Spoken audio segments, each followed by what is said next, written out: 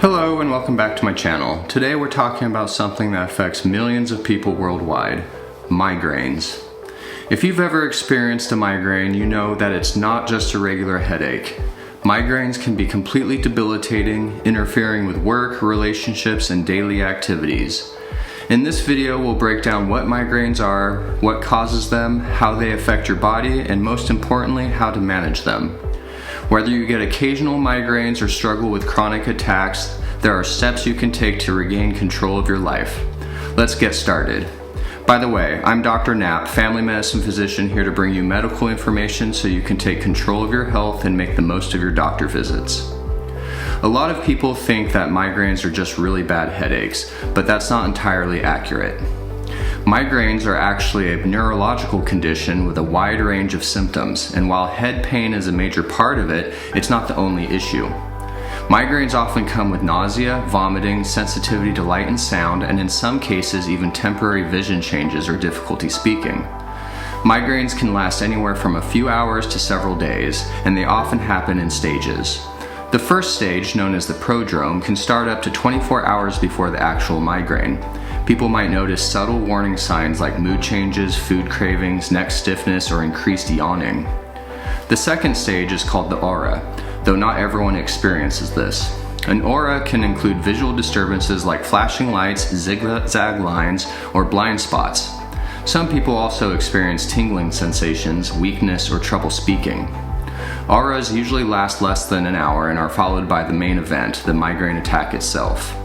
During the attack phase, intense throbbing pain, usually on one side of the head, sets in. Movement, light, and sound can all make it worse. This phase can last anywhere from 4 to 72 hours, making it extremely disruptive. The final phase is the postdrome, sometimes called the migraine hangover.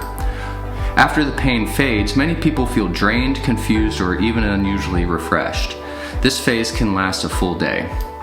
So what causes migraines? The truth is, there's still a lot we don't know. What we do know is that migraines involve abnormal brain activity, affecting nerve pathways, blood flow, and neurotransmitters like serotonin. There's often a strong genetic component. If one or both of your parents have migraines, your risk is much higher. There are also several common triggers. Stress is a big one. When your body experiences stress, certain chemicals are released that can provoke a migraine. On the other hand, some people get migraines after the stress has passed, like when they relax on the weekend after a busy work week. Hormonal changes play a major role, especially for women. Many women experience migraines around their menstrual cycle, during pregnancy, or around menopause due to fluctuations in estrogen levels. Food and drink are also common culprits. Processed meats, aged cheeses, alcohol, especially red wine, caffeine, artificial sweeteners, and foods high in MSG can all trigger migraines in some people. Skipping meals can also be a trigger, as drops in blood sugar can set off an attack. Environmental factors like bright lights, loud noises, strong smells, or even changes in weather can contribute. Some people find that high humidity, storms, or changes in barometric pressure bring on migraines. Sleep patterns are another important factor. Too much sleep, too little sleep, or irregular sleep schedules can all increase the likelihood of an attack. So how do we manage migraines? The good news is that there are multiple strategies, from lifestyle changes to medications, that can help reduce both the frequency and severity of migraines. The first step in managing migraines is identifying and avoiding triggers. Keeping a migraine diary can be incredibly helpful. Track when your migraines occur, what you ate that day, how much sleep you got, your stress levels, and any other factors that might contribute. Over time, patterns may emerge, helping you pinpoint specific triggers. Lifestyle changes can make a big difference. Regular exercise, especially low-impact activities like yoga, walking, or swimming, can help regulate stress and improve overall health. However, intense exercise can sometimes be a trigger for certain people, so it's important to find out what works best for you. A consistent sleep schedule is also crucial. Going to bed and waking up at the same time every day, even on weekends, can help regulate your body's internal clock.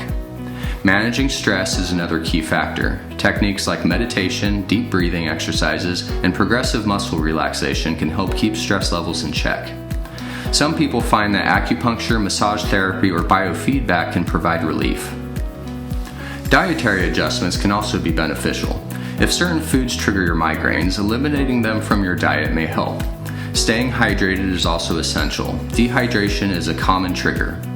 Reducing caffeine intake can be tricky because while small amounts of caffeine can sometimes help relieve a migraine, too much or inconsistent intake can lead to rebound headaches.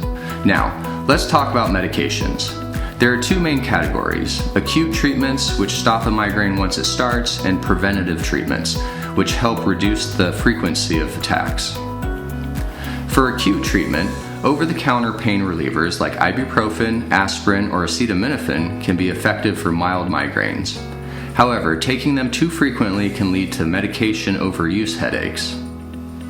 For moderate to severe migraines, prescription medications like triptans can be very effective. Triptans work by constricting blood vessels and blocking pain pathways in the brain. Other options include gepants and ditans, which target different pathways involved in migraine attacks. For those who experience frequent or debilitating migraines, preventative medications can be life-changing. These include beta blockers, certain antidepressants, anti-seizure medications, and CGRP inhibitors, a newer class of migraine-specific treatments. I just want to take a moment to ask that you hit that like button and subscribe to my channel. Leave a comment below if you have any topics you want covered in future videos. Anyway, another option for chronic migraine sufferers is Botox injections. Botox is FDA approved for chronic migraines and works by blocking pain signals before they reach the brain. For those who prefer non-medication options, neuromodulation devices are an emerging treatment. These wearable devices use electrical or magnetic pulses to calm overactive nerves involved in migraine attacks. In addition to medical treatments, some people find relief through alternative therapies like magnesium supplements, riboflavin or B2, coenzyme Q10, and feverfew, although results can vary. One of the biggest challenges with migraines is that they are often invisible. People who don't experience migraines may not understand how debilitating they can be. This can lead to frustration, especially in work or social settings. If you struggle with migraines, advocating for yourself and educating those around you can help. If you suspect you have migraines but haven't been diagnosed, it's important to see a doctor. Keeping a symptom diary noting how often your headaches occur and what other symptoms you experience can be helpful for diagnosis. Once you have established a diagnosis, current management strategies can help reduce the frequency of migraines or maybe even prevent them altogether, improving quality of life. Thank you for watching. As always, take care of yourself and make the most of your day.